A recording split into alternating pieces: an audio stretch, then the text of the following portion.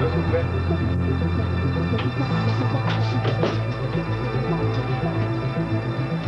Bonjour, vous êtes bien Monsieur Richard Pincourt?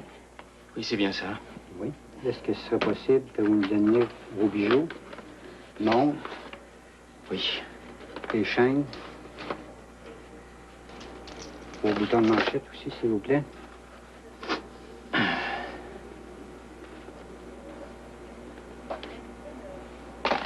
Merci. Est-ce que je pourrais avoir la grandeur de votre linge? Oui. Le manteau? Des vestons. Le veston, s'il vous plaît. 42. Pantalon? 32. Chemise? 15 et demi. Chaussures? 9 et demi. Très bien, monsieur. Ce sera pas nous.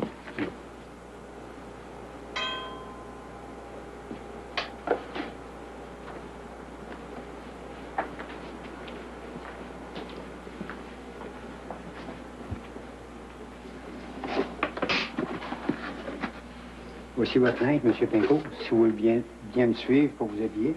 Oui.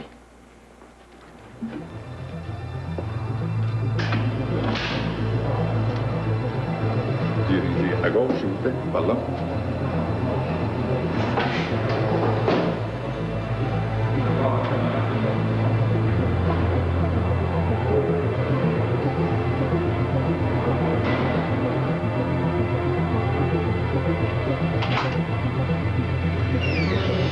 Vous pouvez déposer votre linge ici, s'il vous plaît. Richard Pincourt. Monsieur Pincourt, nous procédez à la prendre du fial et de la photographie. Si vous voulez passer ici, s'il vous plaît. Asseyez-vous.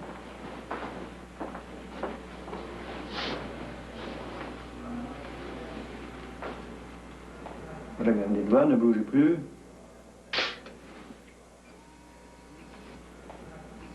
Nous allons en prendre une de profil. Si vous regardez à votre droite. Ne bougez plus.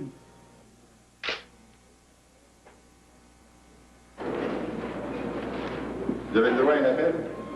Oui, merci.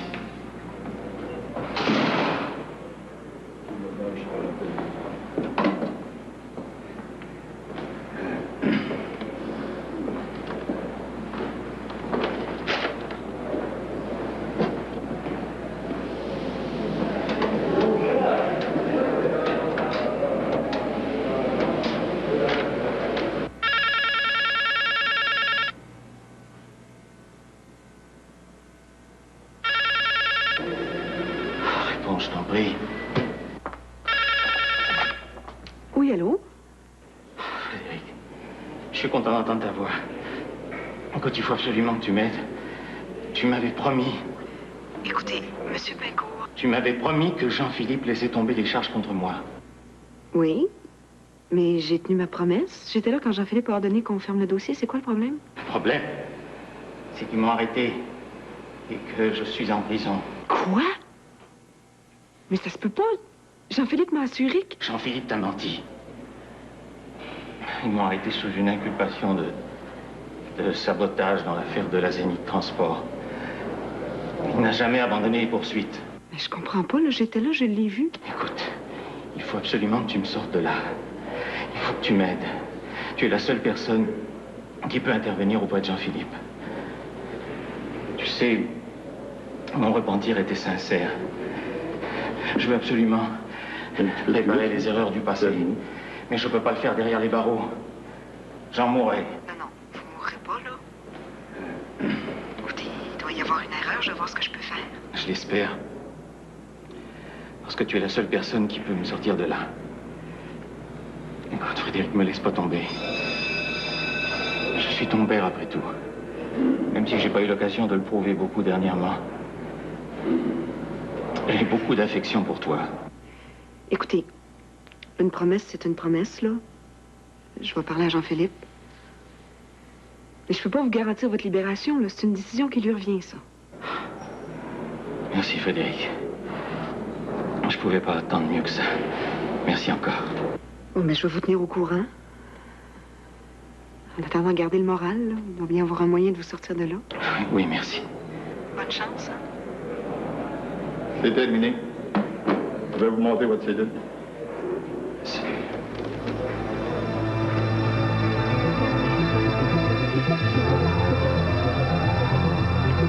Voici votre cellule.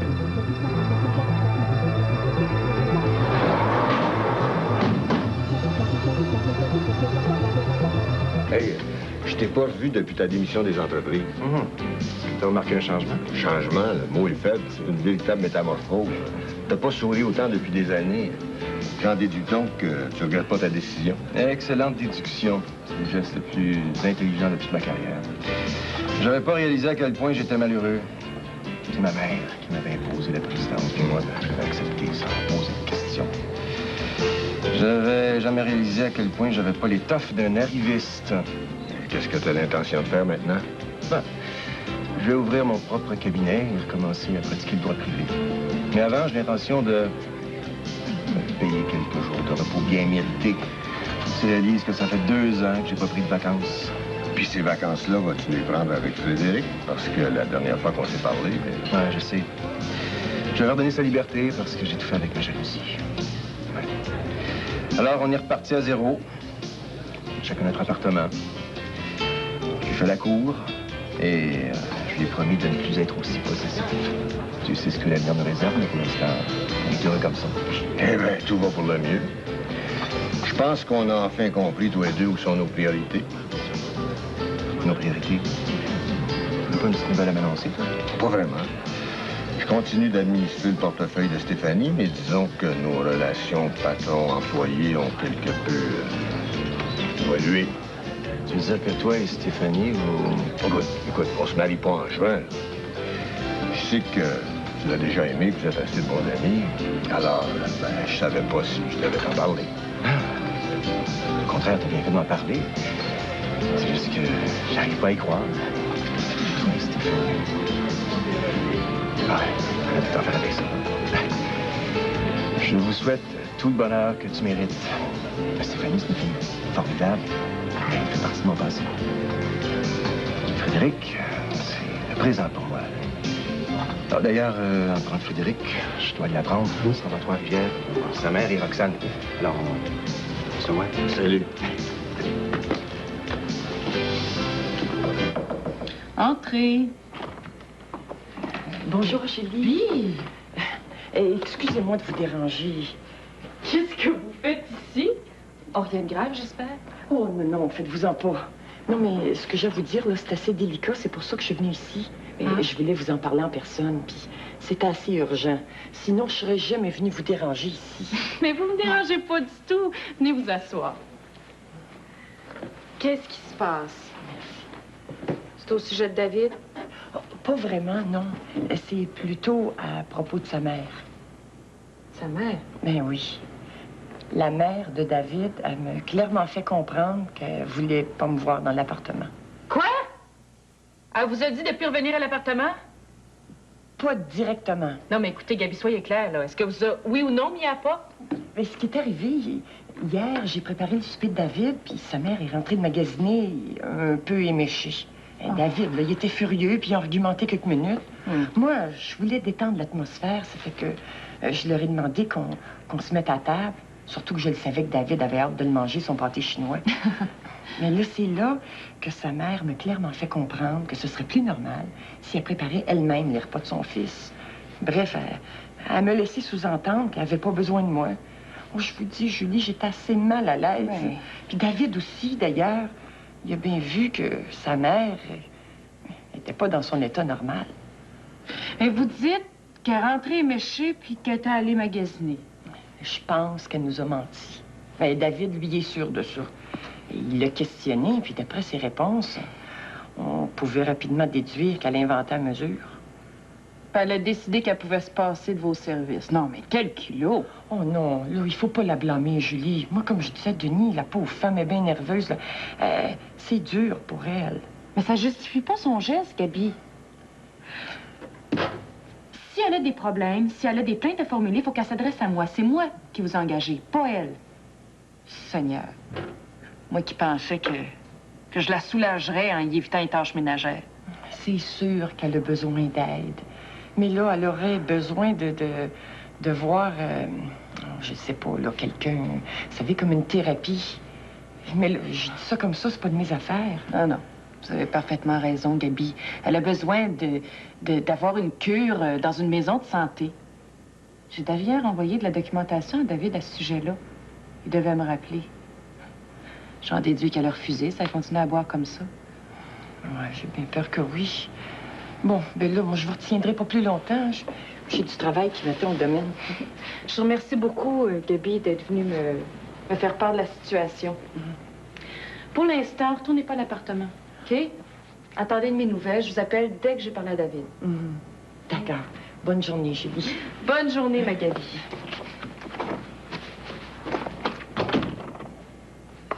Je te remercie, Nathalie, d'avoir pris le temps de venir me rencontrer. J'imagine que tu es pas mal occupée ces temps-ci. Disons que je m'attendais pas à me retrouver sur le marché du travail aussi vite. J'ai dû quitter les entreprises de Bré assez précipitamment, comme tu le sais déjà probablement. Mais ça me fait bien plaisir de te revoir, Marc. Ça fait quand même des années qu'on fait des affaires ensemble. Est-ce qu'il y avait une raison particulière pour laquelle tu voulais me parler? Oui, justement. Je veux pas t'embêter avec ça, mais ça a trait à ton départ des entreprises de Bré. En fait, du moins, indirectement. Je m'embête pas du tout d'en parler. Seulement, je vois pas le rapport. Eh bien, Julie Debré m'a offert ton poste et je préférais t'en faire part moi-même avant que tu l'apprennes de quelqu'un d'autre. Je vois. Ben, je te remercie, c'est délicat de ta part. T'avais pas à le faire, Marc, tu me dois rien. Chacun fait sa vie. Non, je sais, mais j'ai travaillé très fort durant toutes ces années pour maintenir ma réputation de fair play. J'ai des défauts, mais j'ai toujours été honnête. J'ai jamais joué dans le dos de personne. Je voulais pas que tu penses que j'avais négocié avec Julie Debré avant ton départ.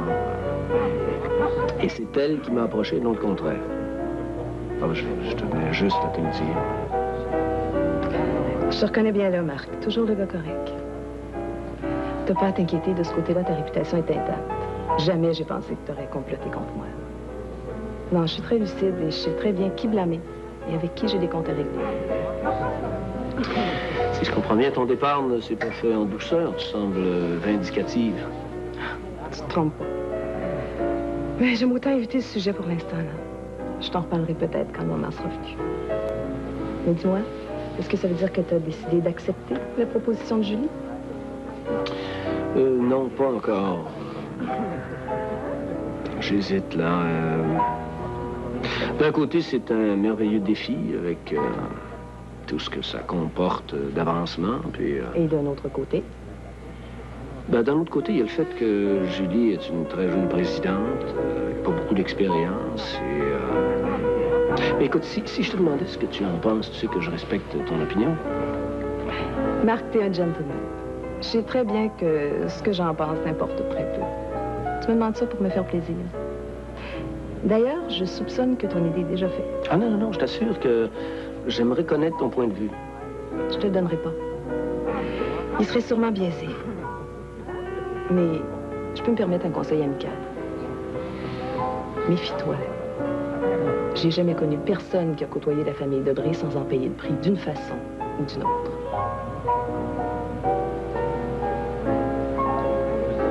D'avoir demandé à vous voir d'une façon aussi précipitée. Mais ce que j'ai à vous demander est extrêmement urgent. Il n'y a pas de problème. Qu'est-ce qui se passe? Eh bien, j'aurais besoin de garder l'appartement encore quelque temps. Vous avez l'air bouleversée, Jeanne. Est-ce quelque chose qui va pas? Richard a des ennuis. Et ils vont rester à Montréal plus longtemps que prévu. Vous pouvez tout me dire. Vous pouvez compter sur moi. Merci, Stéphanie. Vous savez que je connais presque personne à Montréal. Il faut absolument que j'en parle à quelqu'un. Vous pouvez me faire confiance. Eh bien, on a arrêté Richard. Quoi? C'est arrivé ce matin. Nous étions allés visiter un centre équestre. J'avais presque persuadé Richard de l'acquérir avec moi. Nous avons pensé que c'était une bonne façon de refaire nos vies. Pour ça, nous avons besoin de nouveautés, de dépaysement. Bref, nous venions à peine de revenir à l'appartement quand les policiers ont fait irruption. Ils ont amené Richard comme un vulgaire criminel. Oui, mais sous quelle charge ils l'ont arrêté? Oh, j'ai pas très bien compris une histoire de complot, de vandalisme. Richard avait l'air de savoir de quoi il parlait. On m'avait mis au courant il y a quelques jours qu'elle avait des ennuis avec la justice et qu'il devrait peut-être payer pour ses erreurs. Mais il avait contacté sa fille Frédéric à ce sujet. Et il paraît qu'elle aurait réussi à convaincre son ami de cœur de laisser tomber les poursuites. De toute évidence, elle lui a menti. Quand vous parlez de Frédéric, vous parlez bien de la copine de Jean-Philippe Léonard, c'est ça? C'est ça, oui. Vous le connaissez? Disons qu'on a été de très bons amis à une certaine époque. Je suis désolée, je voulais pas vous rappeler des mauvais souvenirs. Non, c'est du passé, tout ça. Mais si on venait à ce que vous disiez, donc, Jean-Philippe avait décidé de faire arrêter Richard et Frédéric aurait réussi à lui faire changer d'idée, c'est ça? Oui, c'est ça, oui. Elle a même confirmé à Richard par téléphone. Nous ne comprenons pas ce revirement. Je crois que je connais la raison. Et je peux presque affirmer que Jean-Philippe et Frédéric n'ont rien à voir dans toute cette histoire-là. Vous voyez, ce brusque changement de décision coïncide avec la nomination de la nouvelle présidente Julie Debré. Mais croyez-moi qu'elle aurait toutes les raisons du monde pour en vouloir à Richard. C'est donc elle qui aurait tout déclenché. Ça explique bien des choses. Ah, je peux rien confirmer pour l'instant, mais soyez sûr que je vais m'informer. En ce qui concerne l'appartement, vous pouvez l'utiliser aussi longtemps que vous voulez. Je crois que j'ai un ami qui va se faire un plaisir de m'héberger. Merci, Stéphanie, je vous voudrais ça. Puis je dois d'abord sortir Richard de prison.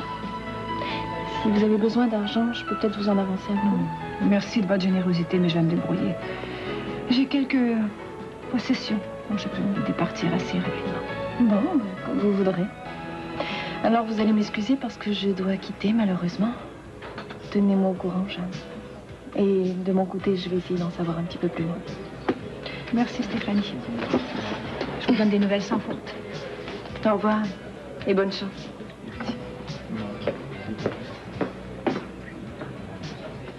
J'apprécie beaucoup, Marc, que tu me sois revenu aussi rapidement.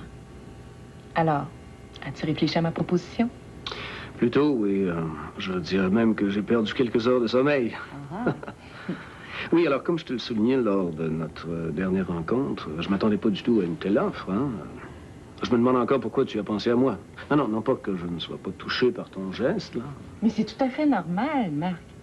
En plus de ton CV, qui est très impressionnant en passant, c'est surtout le fait que tu viennes de l'extérieur. On a besoin de sang neuf, de renouveau, d'idées nouvelles, d'initiatives. Et sans être paranoïaque, la vérité, c'est que j'ai besoin d'un bras droit qui me soit loyal. D'abord à moi et ensuite au conseil d'administration. Depuis la mort de mon grand-père, les cadres supérieurs se sont déchirés entre eux par cupidité ou par jalousie. Et ça, il faut que ça cesse. Est-ce que tu me suis bien? Ah oui, tout à fait, oui. Mais je dois t'avouer, et tu n'es pas sans savoir, que depuis quelques années, dans le domaine de la finance, le blason des entreprises a été un peu terni. Non, ce n'est pas une critique, mais une constatation. Je dirais même que c'est une critique qui est fondée. Je suis réaliste, Marc. C'est pour ça que j'ai besoin d'un homme comme toi. Mais mon instinct me dit que tu as des réticences. S'il y a des questions qui t'embêtent, gêne-toi pas. Non, il n'y a rien. J'ai pris tous les renseignements nécessaires sur la compagnie. Et sur moi, j'en suis sûre. Faut pas que tu t'arrêtes à ce qu'on a pu te dire. Hein. J'ai déjà beaucoup d'ennemis. Mais ça vient avec le territoire. C'est un fait. Chaque poste a ses difficultés, hein. Non, mais dans notre domaine, on ne doit pas s'arrêter au raconteur, sinon on resterait immobile. Tu vois, on partage déjà la même philosophie. Ah, je sens qu'on pourrait accomplir de grandes choses ensemble. Moi, avec mon dynamisme débordant. Et toi, avec ta stabilité de bon père de famille. La compagnie a besoin de ton image d'homme équilibré et normal pour faire changement. Alors, qu'est-ce que t'en dis? Es-tu d'accord? Bon, d'accord. J'accepte. À la bonne heure. Je suis très heureuse. J'ai l'impression qu'on va faire une équipe du tonnerre tous les deux. On ne regrettera pas notre décision. J'espère. Oh! Je l'espère. J'en suis convaincue. Bienvenue aux entreprises de Brie. Salut. Allô. Est-ce que peut-être ce matin, j'essaie de te rejoindre, il n'y avait pas de réponse? Ah, j'étais en réunion avec le docteur Villeneuve. Pendant tout ce temps-là? Oui, on avait quelques points à discuter. Pourquoi tu me poses ces questions-là, Sébastien? Oh, comme ça, pour rien. C'est parce que je trouve que tu passes beaucoup de temps ce temps-ci avec le beau docteur Villeneuve. Ouais, c'est vrai qu'il est beau. Je pense même à sortir avec lui. Hein? Je blague, grand fou. Je sortirai pas avec tous les docteurs Villeneuve du monde. Je t'aime beaucoup trop. Ouais, mais là, je vais dire une chose, tu me rassures, parce que les infirmières n'arrêtent pas de parler de lui ce temps-ci. Aurais-tu peur de perdre ton type de Casanova? Non, pas du tout. Au contraire, j'en serais très heureux. Parce que je vais te dire une chose, là, c'est très difficile de travailler là, avec tout ce harcèlement sexuel-là. Oh, tu fais vraiment pitié. Ah oui, vraiment. Non, je t'appelais pour une raison bien précise. J'ai invité mon fils et sa petite amie à venir souper à la maison ce soir. Oh, y a pas de problème, je peux aller au cinéma. Ah ben non, t'as rien compris, au contraire. C'est pour ça que tu sois là. Je pense qu'il serait temps que tu rencontres mon fils. T'es sérieux? Ben oui, je suis sérieux. Tu veux vraiment que je rencontre ton fils? Ben oui, je veux vraiment que tu rencontres mon fils. Sébastien. Oups. Je pense que je viens de donner naissance à quelques petites rumeurs. Ah oui? Mais c'est pas grave, au contraire, on devrait peut-être les confirmer, ces rumeurs-là. Qu'est-ce que t'en penses, hein? Hey, monsieur, excusez-moi. Est-ce que vous êtes au courant qu'on s'aime tous les deux? Je l'aime, à même, on s'aime. Hein? Bon. C'est complètement cinglé. Non. Je suis heureux puis je t'aime, c'est tout. Mais c'est vrai que l'amour, ça rend fou. À bien y penser, je pense que t'as raison. Je pense que je suis un petit peu cinglé. Peut-être. Je t'adore. Ah, c'est confirmé pour ce soir, ça marche? De toute façon, t'as pas le choix, tout est déjà arrangé. C'est oui. D'accord. Est-ce que je peux t'apporter quelque chose? Bien, justement, je voulais t'en parler. Tu connais mes talents culinaires, alors je me demandais si tu ne pouvais pas t'occuper du repas. Tout le repas? Tout le repas, mais je peux faire la salade, par exemple, si tu veux. Oui, écoutez, faut que je jette ma mère, là. Oui, mais c'est pas pour te faire des reproches. Il était convenu qu'elle irait suivre une cure. Je t'avoue que quand je l'ai rencontrée, elle m'a presque convaincue qu'elle n'avait pas de dépendance à l'alcool. Et maintenant, après ce que Gabi m'a raconté, là, il est impératif qu'elle se fasse soigner. Ouais. Pauvre Gabi, elle était tellement bouleversée, là. Elle qui est si tolérante, si patiente, je savais plus quoi dire, moi. Ma mère, elle sentait la bière à 10 pieds. Puis t'es le seul capable de la convaincre, David. C'est le plus beau service que tu pourrais lui rendre. Si on la laisse s'enfoncer, on risque de la voir se détruire un petit peu. Puis t'as parcouru beaucoup trop de chemin pour t'arrêter maintenant. Tu sais, le couleuvre, là, c'était peut-être un ennemi redoutable, mais je pense que l'alcool l'est encore plus. Ouais, je sais, t'as raison. Mais aussitôt que j'aborde le sujet de la désintoxication, elle évite de répondre. Puis elle reste très évasive, puis elle me dit qu'elle va y penser. Faut trouver une solution parce qu'on ne pourra pas la garder indéfiniment prisonnière ou là. Ouais, je sais. Puis quelque temps, elle devient impatiente. Elle tourne en rond comme un lion en cage. Peut-être que ça se trouverait de quoi, je sais pas, ouais. Elle pourrait se trouver un passe-temps. Non, elle a trouvé son passe-temps. C'est l'alcool. Malheureusement, elle refuse de voir la vérité en face. C'est le plus gros problème chez les alcooliques. T'en parleras avec Gabi. Ils refusent d'avouer leur état. Si ta mère réalisait qu'elle a une dépendance à l'alcool, ça serait plus facile de lui parler d'une maison de santé. T'as parfaitement raison. Je dois l'amener à voir et à comprendre son problème. C'est drôle, hein? Je croyais que l'affaire serait gagnée après la mort de son chum. Mais est-ce qu'elle voit des gens à l'extérieur? Je veux dire, des gens qui pourraient l'influencer d'une mauvaise façon? Justement. Je pense que je sais avec qui qu'elle s'est saoulée hier. Puis compte sur moi, aussitôt que je vais le voir, je vais lui dire qu'il se tienne loin de ma mère. Moi qui pensais qu'il voulait l'aider. Oh, je suis désolée pour toi, David. Toi qui espérais tant de se retrouver avec ta mère. Ah, j'ai pas perdu espoir. Elle a été tellement malheureuse depuis les 10 dernières années que je pense que ça doit être dur pour elle de repartir à zéro. Sais-tu que t'es un fils extraordinaire, toi? Ben, ben disons, t'es assez génial comme mère aussi. Qu'est-ce que tu fais à soir? Ça te tente-tu d'aller voir un film? Ça fait tellement longtemps qu'on n'est pas sortis tous les deux. C'est parce que ce soir, je dois aller souper avec Sébastien. Ah. Ben, c'est gentil à lui de t'inviter. Vous allez au restaurant? Non, il nous a invités chez eux, Martine puis moi. Sébastien qui va faire la cuisine, ça promet. En fait, c'est sa nouvelle copine qui s'occupe de la bouffe. Ah, il y a une nouvelle copine! Ouais, elle s'appelle Catherine. C'est une psychiatre, il paraît qu'elle est formidable. Ben, sûrement moins que toi. Oh, t'en fais pas, David. T'as pas à te sentir embarrassé. Sébastien et moi, c'est du passé. C'est dommage. Bon, pour en revenir à ta mère, là, j'ai dit à Gabi de ne pas retourner tant que tu n'y auras pas parlé. Mais il faut que tu la convainques qu'elle tolère la présence de Gabi. Ça fait 5 ans qu'elle s'occupe de nous autres, elle n'arrêtera pas parce que ta mère, elle a le caprice de vouloir te faire à manger. Ben, je comprends. Je te promets que je vais y en parler dès cet après-midi. Puis que je vais la sortir de cet état-là. Je te fais confiance. À David, mon chevalier sans peur et sans reproche. Bonjour, charmante demoiselle. Puis-je entrer? Entre, il faut que je te parle. Oh.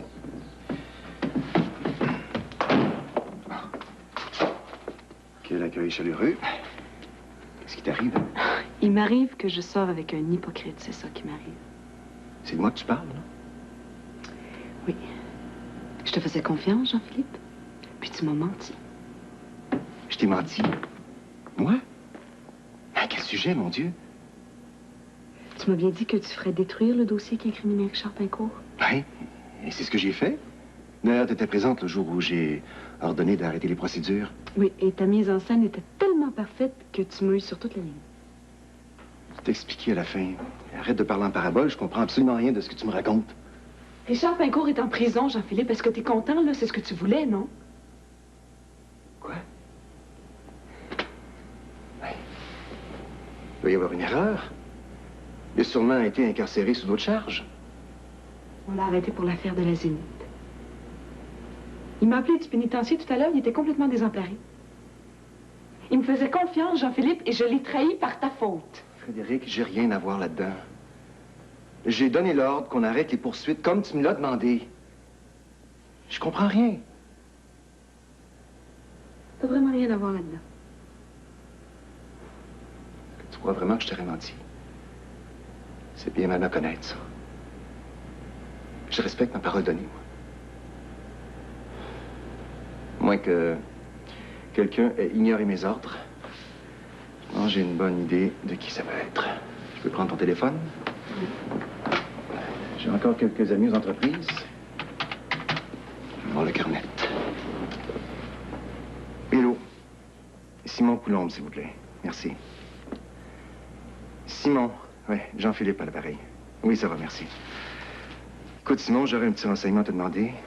Je sais que tous les dossiers à détruire passent d'abord entre tes mains avant d'être listés sur une disquette. Peux-tu vérifier si le dossier de la Zénith Transport a été détruit tel que demandé? Merci.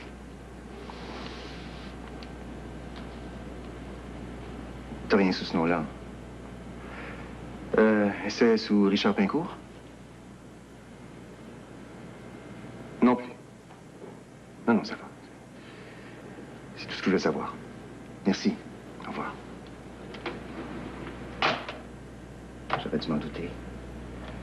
Si elle pense s'en tirer comme ça, elle... Qui ça, elle? Qui, tu penses? La nouvelle présidente, voyons.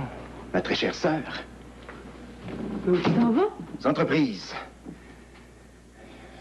Quelqu'un qui doit la remettre à sa place. Et c'est moi. Elle le sait peut-être pas. Elle vient de déclarer la guerre.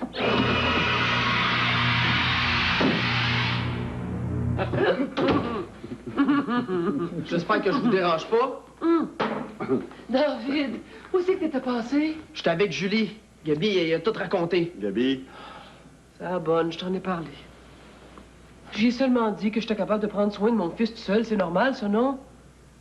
En tout cas, elle, ça a l'air qu'elle l'a pas pris pantoute. Tu as fait de la peine, man. Voyons, David, c'est sûr que ta mère l'a pas fait exprès. Hey, toi, mêle-toi pas de ça. Par rapport à ça, qu'est-ce que tu fais ici? Ta mère m'a invité à prendre une bière. Ah, c'est nouveau, ça, mais t'as de la visite.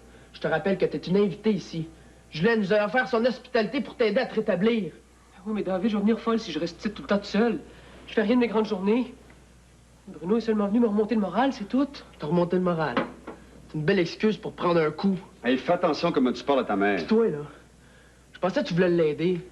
Tu l'aides à se saouler, ouais. Tu penses-tu que je sais pas qu'elle était avec toi hier? Elle est rentrée ici, t'avais de la misère à articuler. Je pense qu'elle est assez grande pour savoir ce qu'elle fait. Ben justement! Elle a pas besoin d'amis comme toi qui l'aident à se détruire. Je veux plus te roi ici, Bruno, c'est-tu clair? Tu verras ma mère quand elle aura fini sa cure de désintoxication. Puis si j'apprends que tu l'incites encore à boire, tu vas avoir affaire à moi. Moi, je vais y aller. avant que tu dises des choses que tu pourras regretter. Mais oublie pas, petit cul, que c'est moi qui ai aidé ta mère à sortir des pattes de couleuvre. Je commence à penser que j'ai fait une erreur en te demandant de m'aider. Je te dis que tu mériterais une triste bonne leçon. Salut, Marie. Appelle-moi si t'as besoin de moi. C'est Bruno. Salut, petit cul! C'est David, mon nom!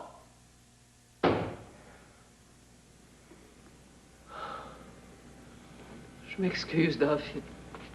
Écoute, madame, c'est fini le niaisage, là. Julie est très inquiète à ton sujet.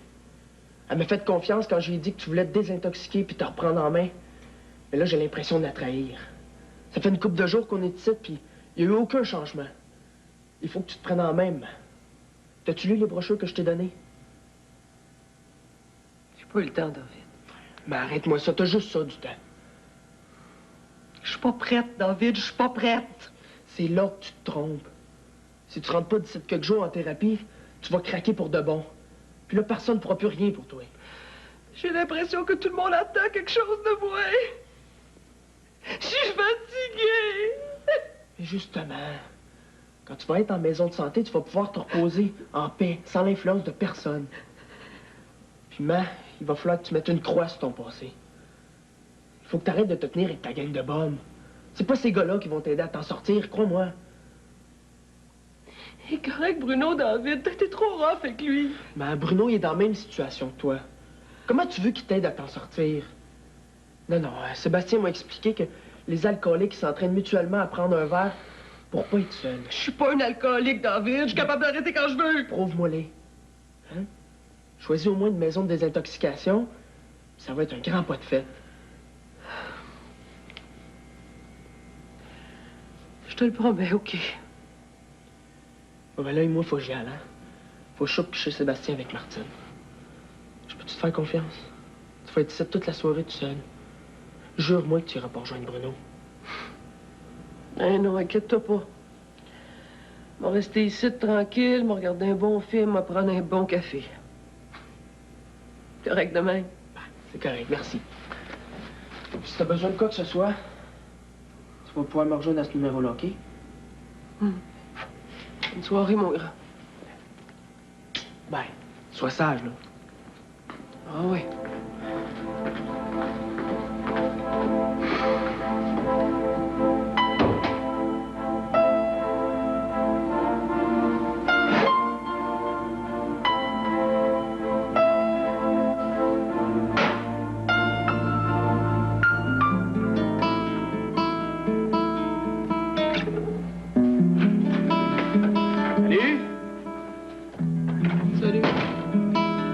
Elle n'est pas là?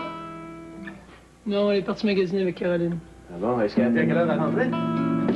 Tard, elle a dit aussi la débrouiller pour le souper. Elle va manger à l'extérieur. Ah bon, c'est dommage. Moi qui voulais y annoncer la bonne nouvelle. J'ai accepté la vice-présidence des entreprises de Brie. Félicitations. Ton débordement d'enthousiasme me touche profondément. Ah, mais ça change rien pour moi que tu sois vice-président.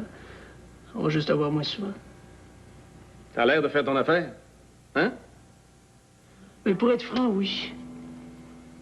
De toute façon, comme tu le sais, à chaque fois qu'on se parle, ça vire toujours tout de travers. Donc, avec ton nouveau poste, je vais avoir droit à 2, peut-être 3 sermons de moins par semaine.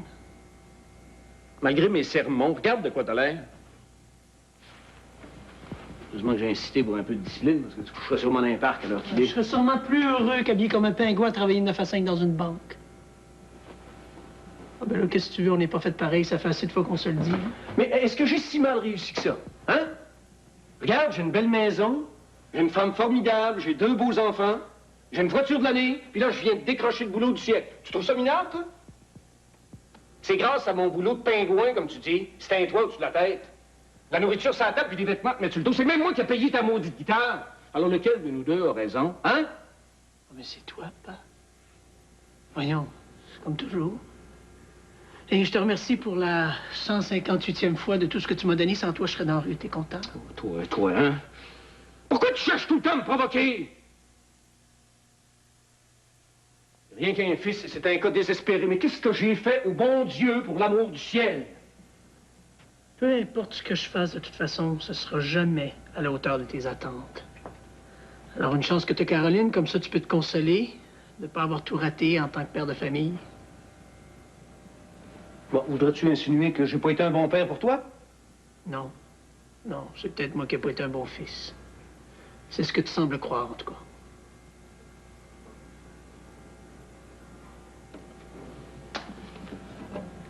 Pourtant, quand t'étais petit, on était les deux meilleurs amis du monde. Tu recherchais constamment ma compagnie. Aujourd'hui, tu me fuis la plupart du temps. Qu'est-ce qui s'est passé, François? Quand est-ce qu'on s'est perdu? Dès que j'ai commencé l'école, pas. C'est à ce moment-là que tu as compris que je serais jamais à la hauteur de tes attentes. Je devais avoir une dizaine d'années quand je m'en suis rendu compte, mais même si ça fait longtemps, je me suis jamais habitué à ton mépris. Mais voyons donc, je t'ai jamais méprisé. Seulement, je pense à ton avenir. Avoue que dans ton domaine, il est assez rare qu'on finisse très riche, non?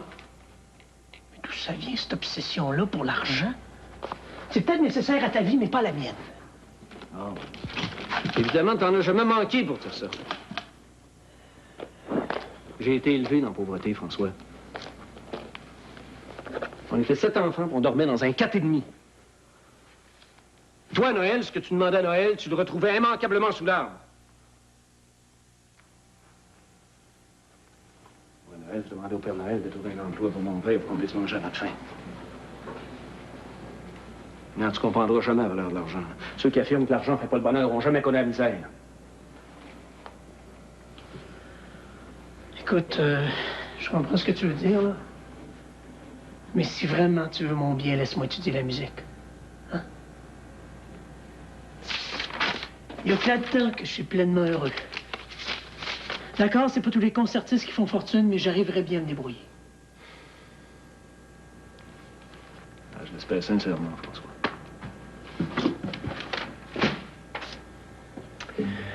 Bon, je sais qu'on mange pour souper, là, hein, pour une fois qu'on a la cuisine pour nous seuls. Je vais aller étudier chez Yves. Je vais rentrer assez tard, alors... Pour le souper, on se reprendra une autre fois.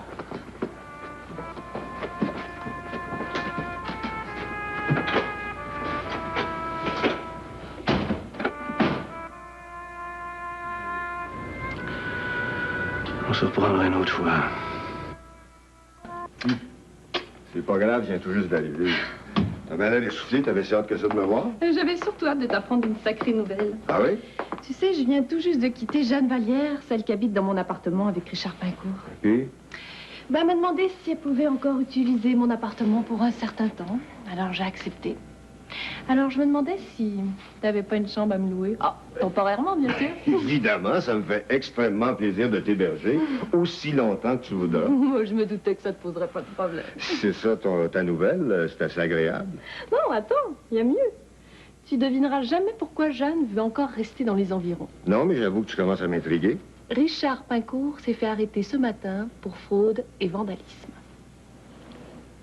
L'affaire de la Zénith Transport? C'est en plein ça. Tu m'avais bien dit que Jean-Philippe avait hésité à le poursuivre et que finalement il avait changé d'idée, non? Absolument. Je comprends pas. Il m'a dit que Frédéric l'avait supplié de laisser une chance à son père. Alors, avant de démissionner, il a donné l'ordre de détruire le dossier. Ben, le dossier n'a pas été détruit puisque Pincourt est sous les verrous. Ben, tant pis pour lui. Bon, là n'est pas la question. Jeanne est bouleversée parce que Frédéric lui aurait confirmé la décision de Jean-Philippe il y a quelques jours. Il aurait changé d'idée, c'est tout. Non, non, ça me surprendrait. Jean-Philippe n'a qu'une parole. Puis d'ailleurs, il t'en aurait parlé, t'es son meilleur ami. Non. Je crois que la décision ne vient pas de lui. Elle vient de quelqu'un qui aurait toutes les raisons du monde à en vouloir à Richard Pincourt. Tu veux dire que Julie... Exactement. Tu trouves pas que la nomination de Julie et l'arrestation de Pincourt coïncident étrangement? T'as tout à fait raison. Julie a probablement transgressé les ordres de Jean-Philippe. J'aimerais pas ça être là quand Jean-Philippe va être mis au courant de la situation. Frédéric va avoir beaucoup de mal à croire à son histoire. Et dire que ce matin, il m'avouait enfin être heureux. Lui et Frédéric ont commencé à se fréquenter. Il avait l'air très amoureux. Je m'excuse, Stéphanie. Je sais que tu l'as beaucoup aimé. Mais qu'est-ce que vous avez tous aujourd'hui à vous excuser de me parler de Jean-Philippe? C'est de la vieille histoire, tout ça. Je suis plus amoureuse de lui. Est-ce que c'est assez clair? C'est clair. Bon. Nicolas, c'est peut-être pas de mes affaires, mais tu devrais mettre Jean-Philippe au courant de la situation avant qu'il apprenne par quelqu'un d'autre. Oui, t'as raison. Il devrait être chez Frédéric. Je vais l'appeler.